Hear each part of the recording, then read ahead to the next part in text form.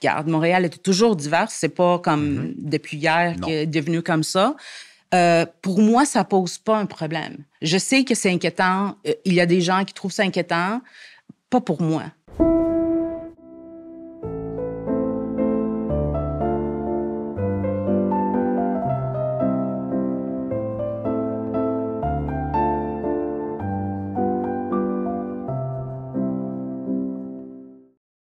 Bonjour à tous, un petit mot pour remercier ceux qui nous appuient financièrement. C'est grâce à vous que le projet fonctionne, que nous allons pouvoir continuer de vous offrir du contenu vraiment intéressant et même continuer de vous surprendre.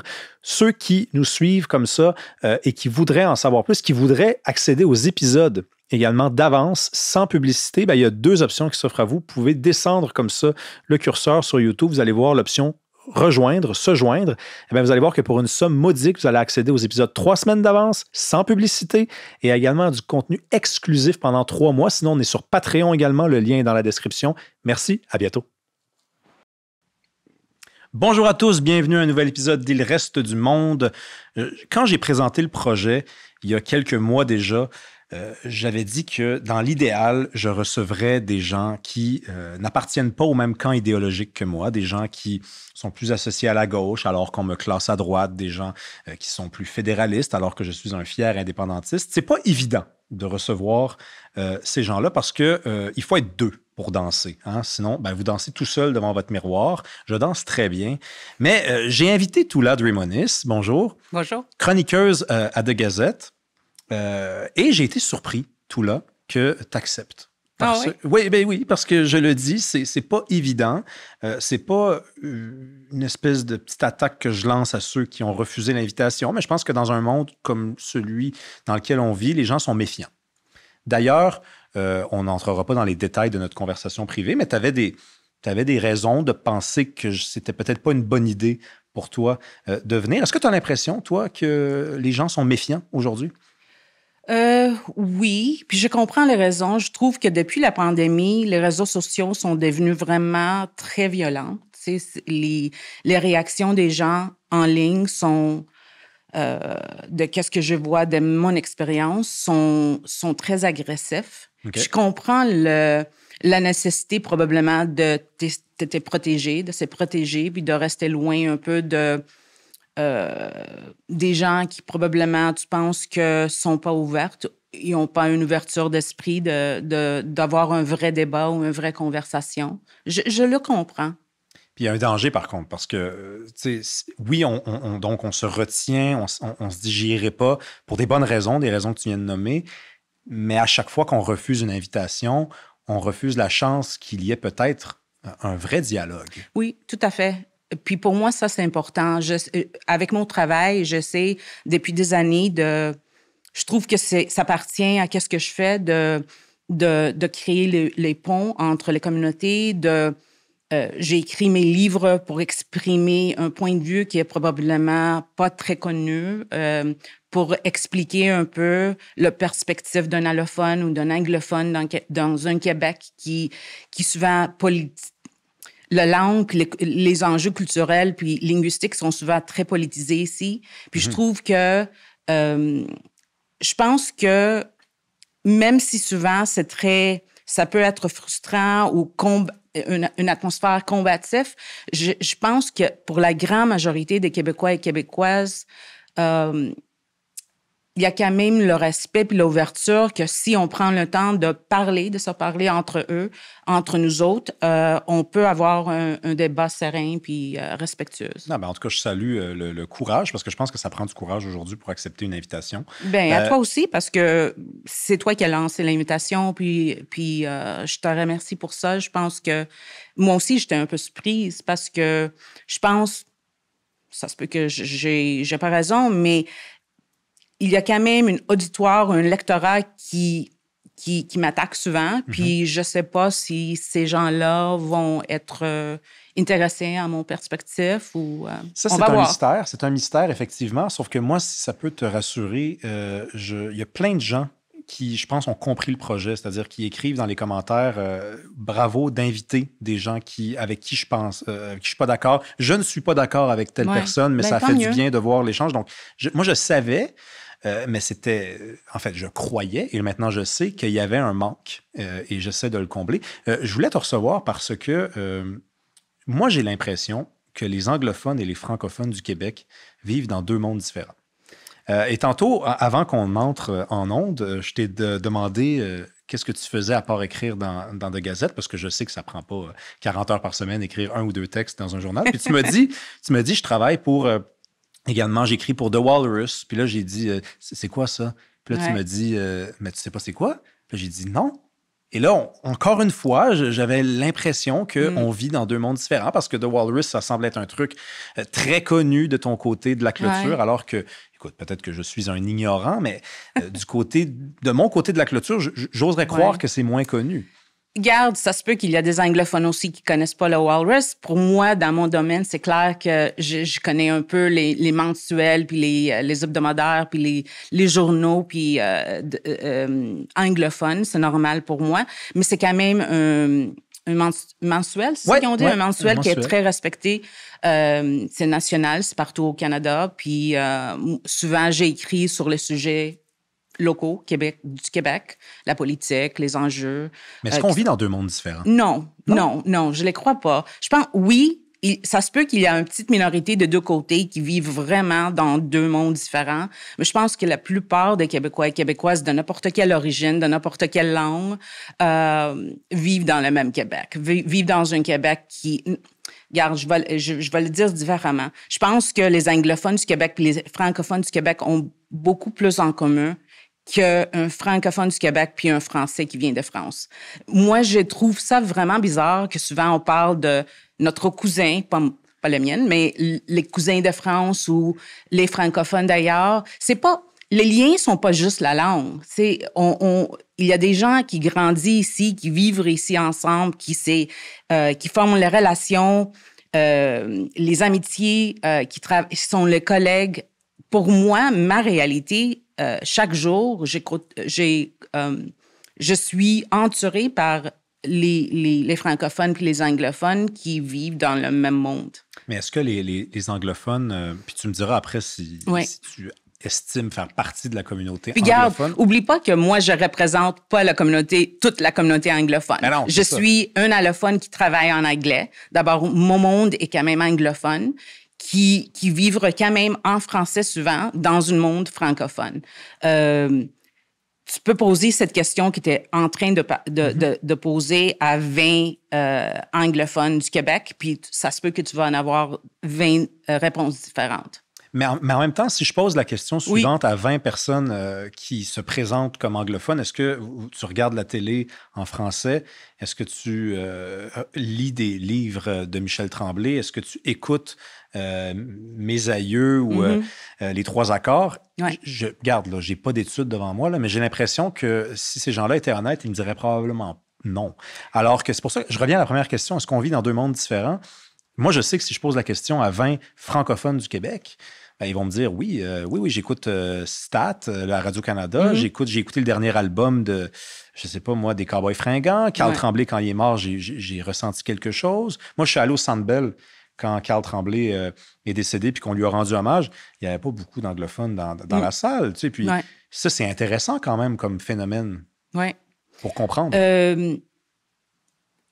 Encore là, je ne sais pas si je représente tout le monde, mais de mon côté, je peux dire que je suis quelqu'un qui est vraiment très curieuse de la culture francophone. Je suis quelqu'un qui lise beaucoup. D'abord, je lis en anglais puis en français.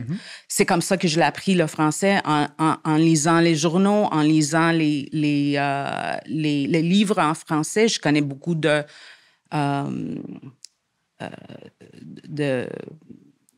auteurs, des autrices québécoises ici. J'ai lu les journaux, c'est sûr que c'est mon travail, mais je les lis parce que par intérêt. Je connais beaucoup de musique québécoise. Mais les autres autour de toi? Oui. Parce que toi, tu es dans le milieu de l'information. Tout à fait. Tu dois aller voir beaucoup de spectacles. Mais mon milieu est quand même les gens qui sont intéressés. Je connais beaucoup des allophones puis des anglophones qui lisent les livres en français, qui sont vraiment intéressés. Regarde, je vais dire quelque chose. J'ai l'impression souvent que la majorité francophone sous-estime la capacité des anglophones de parler en français, Puis plus que ça, sous-estime l'intérêt des anglophones ou des allophones pour tous les trucs culturels francophones. Je vais dire pas que tout le monde est comme ça. Je vais dire pas que tout le monde... Regarde, tu me poses des questions pour la télévision. Je garde même pas la télévision en anglais. D'abord, ça change pas vraiment pour moi, cette question-là. Je vois pas beaucoup d'émissions en français. Mais les livres, la musique... Tu sais, souvent, je perds beaucoup de temps dans les réseaux sociaux, puis il y a beaucoup de choses maintenant, comme les blogs, puis les comédiens en français. Je suis tout le monde. Je trouve ça vraiment intéressant. Je trouve ça, pour moi, personnellement, je trouve ça bizarre d'habiter au Québec ou d'habiter à Montréal, puis de pas être intéressé par les faits culturels francophones parce que c'est une perte. Si t'es pas vraiment intéressé, mais ça va dire que tu connais rien de la majorité de ce qui passe ici au Québec. Pour moi, je trouve ça dommage si tu n'es vraiment pas intéressé. Est-ce qu'il y a des gens qui ne sont pas intéressés? Oui, je présume que oui. Il y a toujours un fringe ouais. de gens qui sont probablement pas intéressés, qui vivent dans probablement un plus petit comme un bulle, qui sont plus intéressés à la culture anglophone. Mais je pense de plus en plus, avec les lois linguistiques, le paysage linguistique a complètement changé au Québec. Les plus jeunes sont pas comme... Je trouve... Je sais pas, je me rappelle pas le nom le linguistique... demographer, la démographie qui fait la linguistique, c'est quoi son nom? Il a écrit un livre là-dessus qui dit que dans le futur, il va n'avoir pas vraiment la distinction entre anglophone, francophone, allophone au Québec. Parce que dans le futur, les gens vont grandir avec l'anglais, puis le franglais, puis le français comme leur langue maternelle. Il y a quand même beaucoup de couples maintenant qui ont des enfants, les enfants grandissent avec les deux langues. Si tu poses la question, est-ce que ta langue maternelle est anglais ou français, ils vont dire, bien, les deux. Ouais. Ou probablement qu'il y a une troisième langue ici à Montréal. Fait qu'il y aura plus, ça va être... Il va y avoir une espèce de coulage entre les deux, de mélange entre les deux. Puis pour moi, je sais que nous sommes tous pas pareils. Il y a des gens qui trouvent ça inquiétant. Moi, je trouve ça intéressant. Je trouve ça vraiment excitant. Je trouve que c'est intéressant d'avoir des gens qui peuvent... C'est pour ça que je vis à Montréal, parce que j'aime la diversité. J'aime vraiment peu influencer les gens, mais être influencé par les gens aussi. D'abord, pour moi, de vivre ici puis d'être fermé à d'autres cultures ou d'autres langues, c'est quoi le... Mais est-ce que pour toi, c'est ça que c'est lorsque, par exemple, la CAQ parle de langue, d'immigration, c'est une attaque en règle contre la diversité. Oui. Est-ce que pour toi, c'est ça et pas une façon de préserver le caractère francophone qui, en Amérique, est l'offre du Québec pour plus de diversité? Non, malheureusement, j'ai beaucoup de problèmes avec le CAQ. Pour moi, une des grandes raisons que j'aime pas ce gouvernement, c'est que je trouve qu'il se servent la prétence de protection de français. C'est pour ça que quand je dis la langue est vraiment politisée ici, je pense qu'aujourd'hui, à 2025, tu vas en avoir vraiment la misère à trouver les gens de n'importe quelle origine qui vont dire que c'est pas nécessaire de protéger ou de promouvoir le français. Je pense que la grande majorité des anglophones puis des allophones comprend très bien que dans un contexte d'Amérique du Nord, le français sera toujours fragile. Je pense que ça, c'est même pas un débat aujourd'hui dans les plus jeunes. Mais en même temps, quand il y a eu la loi 101 en 1977, les anglophones étaient contre. Et aujourd'hui... C'est une autre époque. Je comprends, mais aujourd'hui, c'est vrai que je demanderais à n'importe quel anglophone, est-ce que tu es pour ou contre la loi 101? Puis ça serait mal vu pour lui de dire qu'il est contre. Donc, c'est devenu... C'est-à-dire que si je demanderais à un anglophone, est-ce que tu es pour ou contre la loi 101? Il dirait, oui, je comprends que ça a été important pour Montréal. En tout cas, publiquement, là, bonne chance s'il veut dire le contraire. Donc, tu ne penses pas que les gens la grande majorité des anglophones puis les allophones ne sont pas contre la loi. Mais ils l'étaient à l'époque. Mais tu parles d'une autre génération, tu parles de génération mais tu vois avant. où je veux aller, c'est que aujourd'hui, un anglophone à qui on demanderait est-ce que tu es pour ou contre la loi 96, il dirait probablement qu'il est contre. Mais mon point, c'est que dans 30 ans, peut-être qu'il va dire « Ah, ils avaient raison ». Au même titre que la loi 101, ça a pris 30 ans avant que les gens fassent comme... Je suis pas certaine. Je vais te dire pourquoi. La loi 101, pour moi, il y a des raisons légitimes. Je soutiens cette loi-là parce qu'il y a des raisons légitimes pour cette loi. Je comprends la fragilité de français dans un contexte nord-américain. Puis, je comprends que pour que le français peut continuer à survivre ici, on a besoin que les immigrants qui rentrent, chaque génération, chaque vague d'immigration qui rentre, il faut qu'ils est dirigé vers les établissements scolaires francophones. Je comprends. C'est très logique pour moi. Il n'y a pas de débat là-dessus. La loi 96, j'ai des problèmes avec cette loi-là parce que ça va trop loin. Puis c'est pas un réflexe de dire « Ah non, je suis perturbée parce que ça va trop loin, parce que je suis une minorité privilégiée, comme normalement on reçoit toujours les attaques comme ça. C'est parce qu'il y a des choses là-dessus qui sont pas logiques pour moi. Ils vont trop loin, sont punitifs. C'est comme finalement, on est trop loin de « Oh, il faut qu'on protège, puis on fait la promotion de français, on est rendu de punir les gens qui rentrent parce qu'ils parlent pas français. Quand on commence de attaquer... Comme quoi, par exemple? Quand on commence de cibler comme les réfugiés qui rentrent ou les demandeurs d'asile, puis on dit, dans 6 mois, t'as pas le choix de parler, de communiquer avec le gouvernement. Tu peux parler juste en français. Mais c'est la langue officielle du Québec. Oui.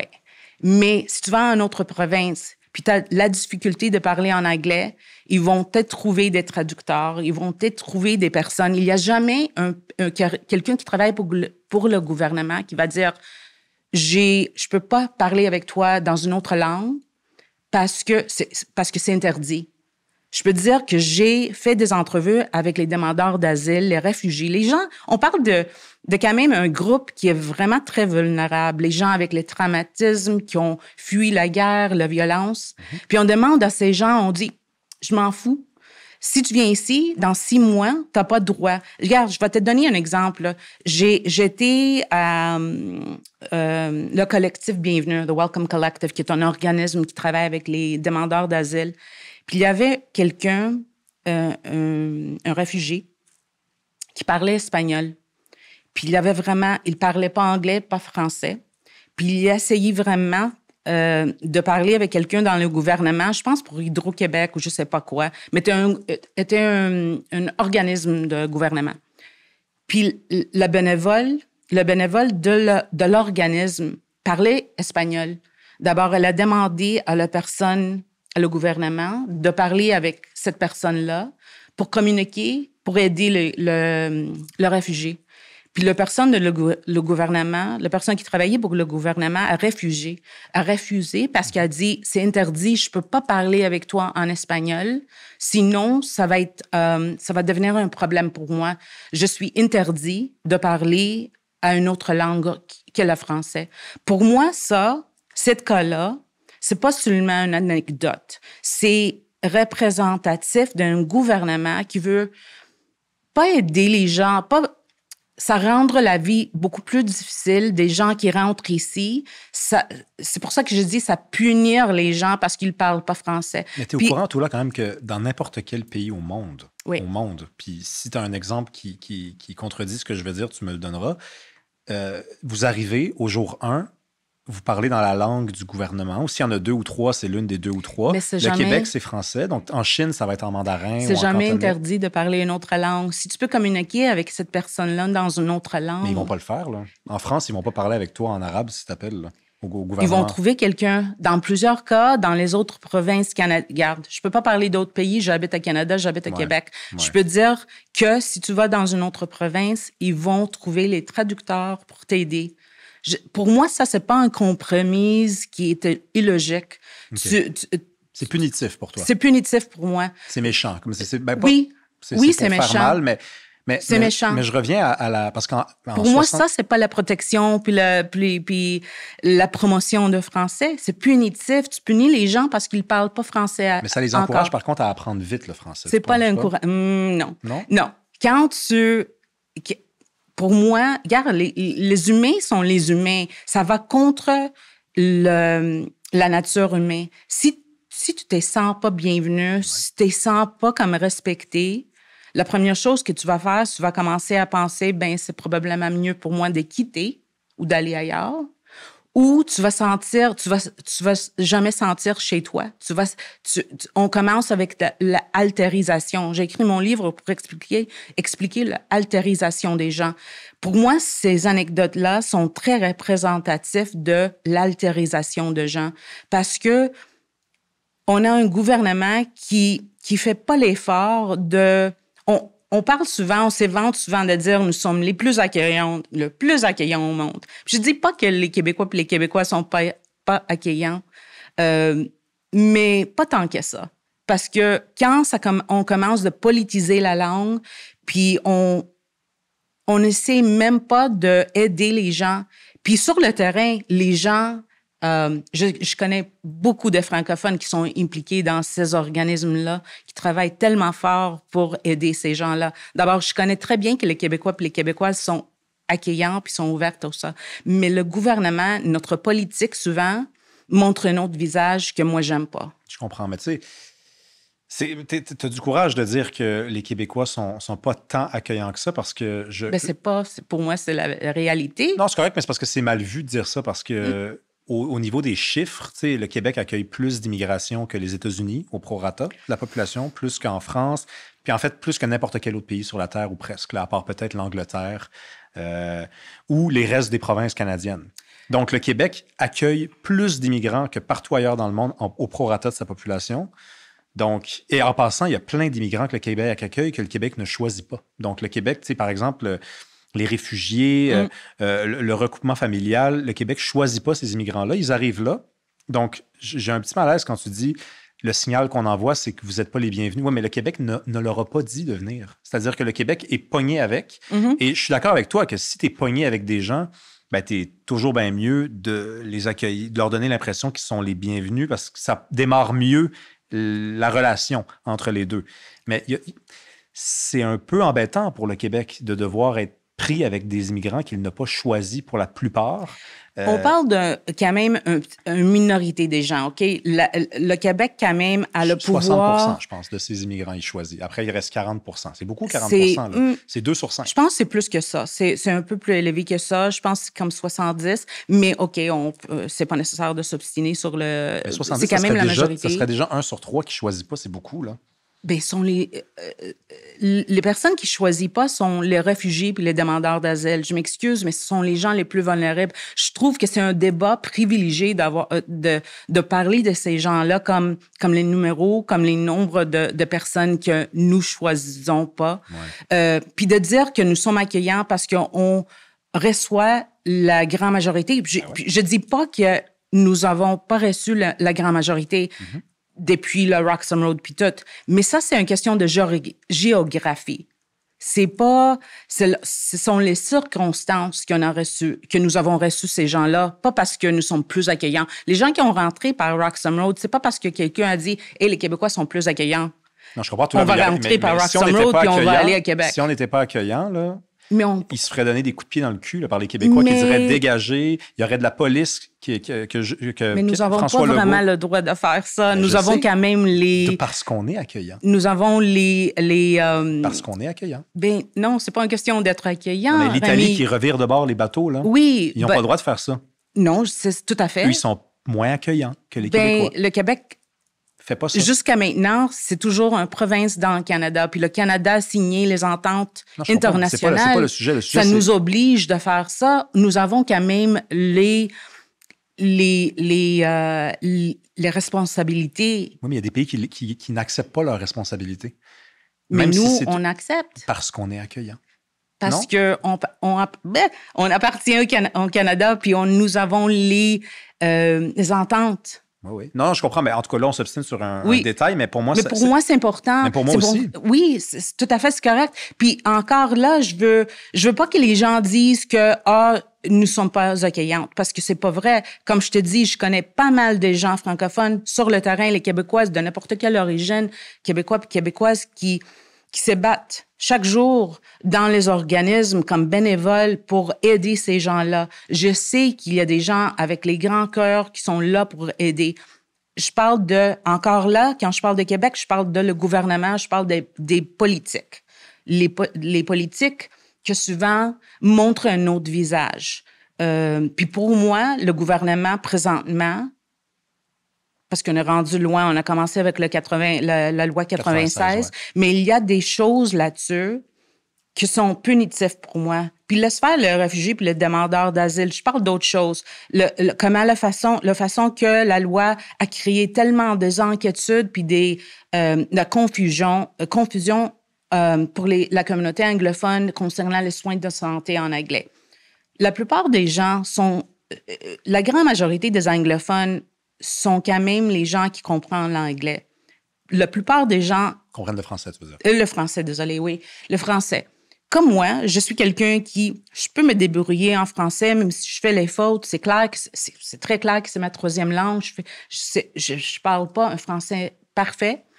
Mais quand ça concerne, je pense que c'est comme ça pour tout le monde, quand ça concerne ta santé ou l'argent, je pense que c'est quand même important de comprendre qu'est-ce que l'autre personne communique avec toi. D'abord, c'est tout à fait normal que puis en plus, c'est un sujet qui touche les plus âgés, tu sais, les personnes qui sont plus âgées, qui probablement parlent pas français ou pas un français très bon, qui sont en quête de dire, est-ce que moi, quand je vais aller chercher les soins de santé, est-ce que je peux communiquer avec mon médecin de famille en anglais? J'ai fait des entrevues avec les gens, les parents qui ont des enfants avec des problèmes d'apprentissage, les vrais problèmes. Puis ces gens-là ils sont en train de vivre un enfer parce qu'ils ne peuvent pas trouver la aide qu'ils ont besoin en anglais pour leurs enfants. C'est très facile de dire « Hey, il faut qu'on protège le français, puis on va faire ça strict. » C'est très facile pour un gouvernement de se montrer « Je vais être tough, tu sais, avec les gens, puis je vais faire ça. » C'est facile? C'est très facile. C'est très facile. Mais pourquoi il y a si peu de gouvernements qui l'ont fait? C'est pas juste facile, c'est payant politiquement. C'est à cause de ça, pour moi, c'est à cause de ça que ce gouvernement a été élu puis est resté en pouvoir pendant les dernières 7 ans. C'est un gouvernement, malheureusement, qui cible toujours les minorités. Les minorités de n'importe quelle origine, les minorités religieuses. Je trouve que c'est très facile, très stratégique. Chaque fois qu'il y a dans la merde, quelque chose ne marche pas, c'est une distraction très facile. Mais... Oh, on a perdu des milliards de dollars, garde par là. Ouais. Les anglophones, qu'est-ce qu'ils font? Garde les réfugiés, sont un problème. On va faire les plaintes contre le gouvernement fédéral. C'est un nationalisme cheap pour moi, qui cible, qui crée la division, qui aide pas la cohésion sociale parce que ça crée si tu veux vraiment créer les divides, je cherche le mot, je m'excuse. Non, mais si tu veux créer la division ou si tu veux créer, augmenter le pourcentage des gens qui se sentent pas chez eux, ouais. Puis d'empêcher les gens de se sentir chez eux, vraiment, d'appartenir à la nation québécoise, ben tu peux continuer comme ça, avec ces politiques comme ça, ou de cibler tout le temps les minorités. Mais à ce moment-là, est-ce que tu fais... Parce que tantôt, tu faisais la différence entre les Québécois puis le gouvernement. Oui. Mais si les Québécois envoient à Québec un gouvernement 2 fois, et que le gouvernement utilise une stratégie que tu viens de qualifier de payante, bien là, est-ce que tu fais encore la différence entre les Québécois et le gouvernement? Oui. Je sais que c'est complexe, mais tout qui concerne les questions d'identité puis des enjeux culturels, identitaires sont complexes. Puis tu peux avoir comme même beaucoup d'opinions qui sont même contradictoires sur un sujet. Je trouve que c'est payant parce que quand même, c'est un gouvernement qui est un gouvernement des régions. Puis je le dis pas pour cibler les régions. Je suis pas quelqu'un qui... Je sais qu'il y a toujours une division entre urbain, rural. Ouais. partout, c'est pas juste au Québec, il y a toujours une différence d'opinion. Souvent, dans les régions, c'est toujours un peu plus conservatrice, où les gens c'est une population qui est plus homogène. D'abord, sont plus méfiantes de la différence. C'est toujours comme ça. J'ai vécu pendant une décennie en Grèce. J'habitais dans une petite ville. C'est exactement la même chose. Si tu vas dans une région au Québec ou si tu vas dans une région en Grèce, dans les régions, tu vas trouver les gens qui pensent un peu pareillement, qui sont plus méfiantes de la différence. Mais est-ce que c'est une mauvaise chose? Oui, parce que le conservateur, c'est pas une vraie mauvaise façon de voir le monde, le conservatisme. Je dis pas que c'est mauvais ou bon. Je dis que c'est ça la réalité. Okay. Il y a la différence qui est expliquée comme ça. Parce que la population, souvent, est très homogène dans les villes. Mais ça, c'est la réalité. Souvent, on a des gens qui parlent des ghettos culturels ici à Montréal ou disent que les immigrants font les ghettos. Va à la Beauce. Ce sont 90% les francophones. Francophones, blanches. Je m'excuse, je touche ça toujours. Je te dis, je suis grecque, je parle avec mes mains. Mais à la Beauce, oui. Donc, la Beauce, ce sont 90% de Canadiens français, disons. Oui, c'est ça. Ouais. Puis, je le dis comme exemple, juste pour te donner mais ça veut dire quoi un ghetto culturel ou un endroit qui est homogène? Ça arrive dans tout...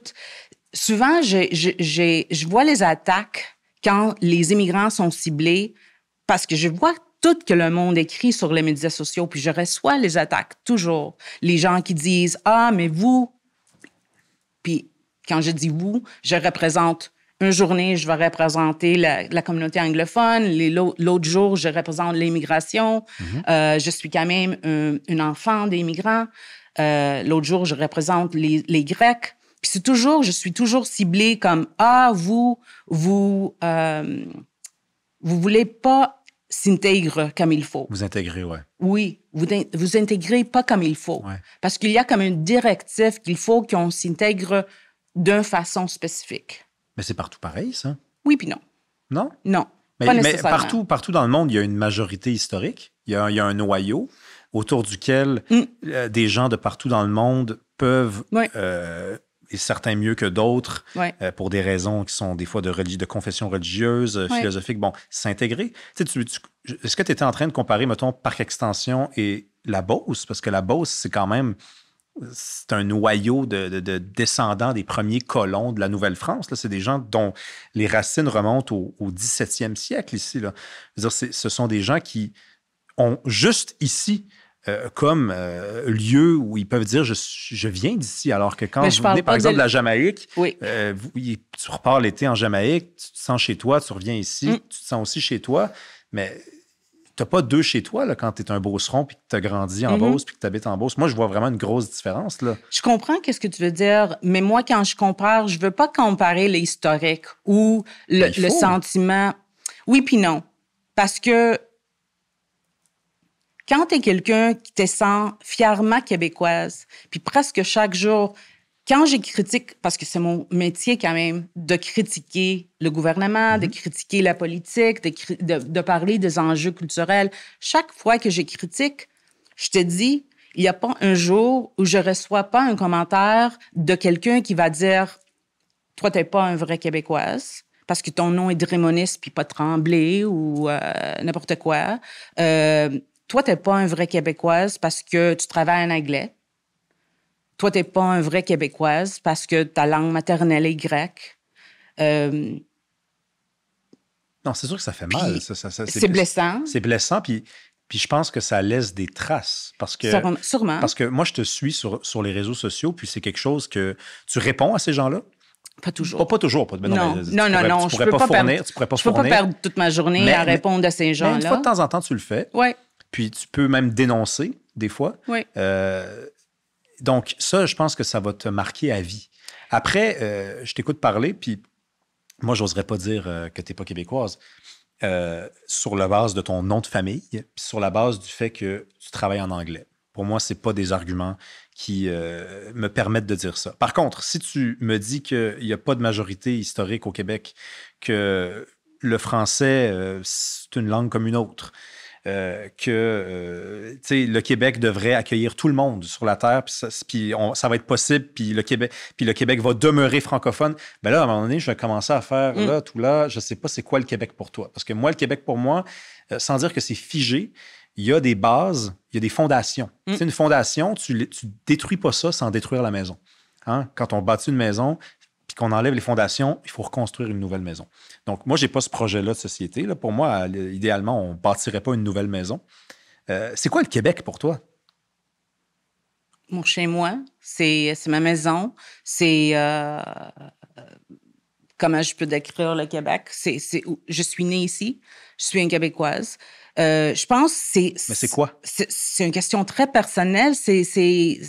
Comment tu peux décrire? Si tu me posais les questions, c'est quoi le Canada pour toi ou c'est quoi la Grèce pour toi? Je sais pas si j'avais vraiment une réponse pour toi non plus. Okay. Je trouve que ce sont les États ou les sociétés qui sont toujours en évolution. J'aime pas les idées que quelque chose est fixe. On vit dans un monde où tout change presque chaque jour.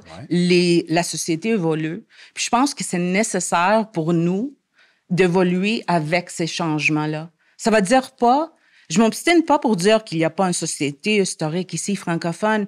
La même chose avec la communauté anglophone. Regarde, même si je suis allophone, il y a quand même une communauté anglophone ici qui, elle aussi, cette communauté, ça fait des siècles qu'elle était ici, qui a bâti le Québec de sa façon aussi. Puis je pense souvent sont pas vraiment... il y a des gens qui respectent pas leur contribution, qui disent non, c'est seulement les francophones qui appartiennent vraiment au Québec.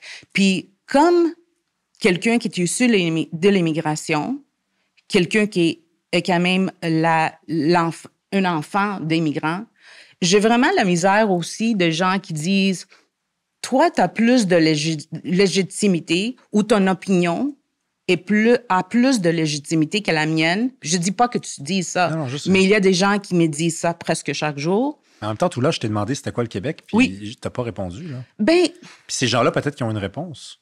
Ils vont dire autre chose que c'est chez moi, puis... Mais quelle réponse? Ils vont dire quoi? Ben, ça leur appartient, mais moi, j'en ai une réponse, par exemple. OK, c'est quoi ta réponse? Ben, moi, par exemple, c'est une société francophone en Amérique. C'est déjà ça nous rend distincts. Okay. C'est pour ça que quand on parle de diversité... Mais ça, c'est pour moi, en réalité, c'est pas quelque chose de... Non, mais je pourrais ajouter plein d'autres choses. Mais je veux dire, c'est le simple fait que quand tu regardes le continent nord-américain, c'est la seule société dont la langue officielle est le français. La langue majoritaire est le français. Ça nous rend différents des autres. Quand on demande à quelqu'un, c'est quoi... C'est qui ton chum? Tu vas me dire, mon chum, il est drôle, il est plus gentil, il a fait le tour du monde, il a fait ça. Tu vas le présenter pour le distinguer des autres. Tu vas pas dire, c'est un gars qui porte un chandail noir, puis un T-shirt, puis un jeans bleu, parce que là, tu vas dire, OK, mais ton chum, c'est n'importe qui. C'est quoi le Québec? C'est qu'est-ce qui nous distingue des autres? C'est quoi qui nous rend différents des autres? Parce que sinon, on est comme les autres. Puis il faut arrêter de parler du Québec, parce que dans le fond, si on est comme tout le monde... Ben, c'est vrai qu'on va arrêter de parler du Québec. Mais tout le monde est différent de les autres. T'sais, je suis pas quelqu'un qui est vraiment très nationaliste. T'sais. J'ai deviné ça. Oui, ben pas juste national. Puis quand on parle de nationalisme, je parle pas de la nationaliste québécoise. Je parle de nationalisme en général. Quand j'ai des amis grecs qui disent les Grecs sont les meilleurs du monde, puis il y a beaucoup qui disent ça à cause de notre histoire, à cause de c'est quand même une histoire qui est longue, qui ça fait longtemps, qui a contribué au monde, plein de choses. Pour moi, c'est comme le fait que je suis grecque, le fait que je suis québécoise, le fait que je suis canadienne sont les points de fierté pour moi. Puis c'est sûr que tout ça, parce que moi, mon identité est pas seulement québécoise, pas seulement canadienne, pas seulement grecque, ce sont tous mes identités. Je veux pas que quelqu'un me demande de choisir. Puis quand je dis dans mon livre, je dis c'est comme demander à un parent de choisir c'est lequel de ses enfants qu'il préfère. Pour moi, je peux pas faire cette choix-là. Non, je comprends. Tout ça m'appartient. Mais je suis pas une nationaliste parce que à la fin de la journée, le fait que toi, t'es un Québécois, puis aujourd'hui, t'es là pour me parler de ton amour pour le Québec. Ouais. c'est quand même un hasard génétique. Est-ce que tu peux me comprendre? Je le dis pas pour être méchante.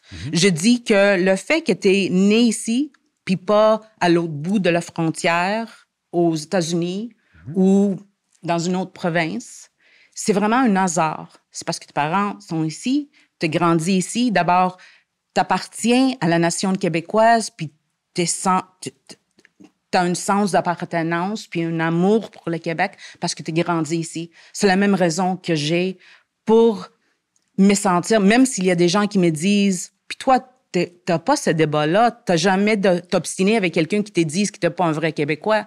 Même si ça m'arrive presque chaque jour, puis je suis obligée d'expliquer à quelqu'un, non, je suis un Québécoise, je suis une fière Québécoise. C'est pas toi qui va décider mon identité. C'est sûr, mais ça, je suis d'accord avec toi, Toula. Ben, en passant sur la question du hasard génétique, moi, mon plus lointain ancêtre, du côté de ma mère, c'était un soldat français qui s'est battu contre les Anglais à la guerre de 7 ans. Okay. Quand la guerre a été terminée, la France lui a proposé de revenir en France. Il est resté ici. Il est resté ici. Ouais. Il est resté ici, même si ce qui l'attendait, c'était le vide et un mystère. Il n'y avait presque rien qui l'attendait, puis il est resté. Donc, je pense que moi, je vois plus ça comme le fruit d'une aventure puis d'un courage incroyable qui s'est transmis, c'est vraiment je intéressant, l'espère, de génération en génération. Puis c'est vraiment intéressant pour ton héritage familial, puis tout. Je trouve ça intéressant. Comme chaque personne, nous sommes toujours intéressés par notre trajet familial. Je comprends tout ça. Qu'est-ce que je veux dire? Je veux pas comme dire... Comment je peux m'expliquer? Regarde, c'est pas facile pour moi de m'exprimer. C'est quand même ma troisième langue. Je suis limitée pour exprimer des choses complexes. Mais qu'est-ce que je veux dire? C'est que je veux pas que mon opinion, mon valeur comme Québécoise est déterminée par les autres. Pas juste déterminée par les autres, mais je veux pas que quelqu'un va me dire que moi, mes opinions sont moins légitimes que les tiennes parce que tes ancêtres ont arrivé dans un bateau avant les miennes. Non, je comprends ça. Tu comprends? Mais je le dis pas pour être méchant. Non, je le dis pour... Mais... Puis je comprends. Ça veut dire pas que ça efface l'historique de ta famille ou le temps que ta famille et tes racines sont ici. Je comprends la différence. Je suis pas naïf. Je comprends. Mais à la même temps, si les gens sont pas prêts de comprendre que les gens de nouvelle génération, les immigrants des années 60, 70, les nouveaux arrivants, si tu laisses pas ces gens-là se sentir autant Québécois et Québécoises, tu vas en avoir des problèmes dans le futur. Ben, ça a déjà commencé, je te dirais. Puis tu sais, tout là, je sais que ça doit pas être un personnage que tu as beaucoup apprécié, Pierre Falardeau. Là. Pierre Falardeau avait dit à un moment donné, un Québécois, là, c'est quelqu'un qui se dit Québécois. Puis il avait dit, moi, là, si t'es né ici, si ton arrière-grand-père est né ici, mais que toi, toute ta vie, là, tu veux la passer à New York, t'es moins Québécois que mon voisin qui vient du Congo, puis ça fait 3 jours qu'il est ici, mais lui, il est ici, puis il se dit déjà Québécois. Moi, je trouve que ça résume tout. Et ça vient un petit peu simplifier les choses dans la mesure où quelqu'un, moi, qui vient de l'immigration, puis ça fait 5 ans qu'il est là, versus mon cousin. Le premier, celui qui est issu de l'immigration, il me dit, moi, là, je veux dire, j'aime le Québec, j'ai fait l'effort de sortir de Montréal, je suis allé rencontrer des Québécois. Hey, j'ai découvert un groupe québécois, j'aime ça. Pour moi, là, il est aussi québécois, sinon plus que l'autre, qui, lui, il s'en fiche. Il comprend même pas c'est quoi le Québec. Pour lui, c'est comme le Canada, puis il n'y a pas de différence. Donc, tu vois, on parle pas d'ethnique, on parle pas d'histoire tant que ça, on parle pas de génétique non plus. C'est culturel. Ouais. C'est culturel. Puis ça prend de la volonté. Mais moi, quelqu'un qui me dit, je suis Canadien, Québécois, Haïtien. Puis là, tu fais, OK. Puis c'est quoi le Québec? Problème? Le problème, c'est que si je lui demande de me dire... Il n'y en a peut-être pas de problème, mais peut-être qu'il y en a un si je lui demande de me dire c'est quoi le Québec, puis qu'il me dit, je sais pas. Ou est-ce que tu es Québécois ou tu es Haïtien? Je suis Haïtien, Canadien, Québécois. Donc, tu dis, là, c'est arrivé en troisième. Ben, c'est correct, mais c'est arrivé en troisième. Donc, si c'est arrivé en troisième... J'ai un problème avec c'est un mot difficile à dire en français, hiérarchisation de la langue, de l'origine, de fidélité vers quelque pareil. chose. Oui, mais j'habite ici. Ouais. C'est souvent, je reçois ce commentaire-là. Ah, mais c'est pareil ailleurs. Ou va à endroit X, puis tu vas voir que c'est pareil là-bas. Est-ce que tu es d'accord que c'est partout pareil? Oui, je dis rien. D'accord. Oui, oui. Puis souvent, nous avons les mêmes enjeux culturels, les mêmes enjeux, les mêmes débats. Je dis pas que c'est pas pareil. Quand on parle de racisme, le racisme systémique, il y a des gens qui disent, ben, tu vas aller ailleurs au Canada, est-ce que c'est pire? Je dis pas que c'est pas pire ou c'est pas pareil ailleurs. Mais je suis premièrement une Québécoise qui habite ici, puis je suis un journaliste qui couvre le Québec. Mm-hmm. Qu'est-ce que tu veux que je fasse, que j'ai écrit sur Saskatchewan? J'habite ici, c'est normal que j'ai... Puis c'est ça que je trouve fatigant quand il y a des gens, « Ah, mais toi, tu t'obstines toujours sur le Québec. Tu parles toujours de... » Mais oui. Est-ce que tu poses la même question à Richard Martineau? Ou à quelqu'un d'autre qui est ton plus champ d'intérêt. vers, tu sais, dans ton camp d'opinion. Mm-hmm. Puis juste pour retourner à ton... J'ai rien contre un commentaire comme Falardeau a fait, ou le fait que, oui, si tu es quelqu'un qui aime le Québec, qui est vraiment intéressé par la culture québécoise, tu as vraiment un intérêt, un amour pour le Québec, puis tu veux s'intégrer, que tu es un vrai Québécois, ou que la plupart des gens vont te voir comme un Québécois. C'est vrai. Mais le problème ici, souvent, c'est que à cause de la insécurité linguistique puis culturelle, les gens, quand les gens parlent de l'intégration, souvent la demande est pour l'assimilation. Les gens disent, mais non, tu peux pas avoir 2, 3 identités. Comme toi, tu viens de dire, si quelqu'un m'a dit que toi, tu as 3 identités ou tu es 100 haïtienne, puis ou montréalaise, parce qu'il y a beaucoup des anglophones puis des allophones, puis s'identifier comme montréalaise. Puis je vais te dire pourquoi. Parce que ils se sentent pas obligés d'enlever une de leurs identités comme montréalaise, comme montréalais ou montréalaise. Souvent, dans le débat du c'est qui est québécois ou québécoise, ils se sentent comme un peu ciblés. Oui, je comprends. Parce qu'ils ont 2, 3 identités. Probablement, c'est difficile pour quelqu'un qui a juste une identité comme fièrement francophone de comprendre que tu peux être fièrement québécoise même si t'es grec, même si t'es un fédéraliste ou t'es anglophone. Tu peux avoir plusieurs identités.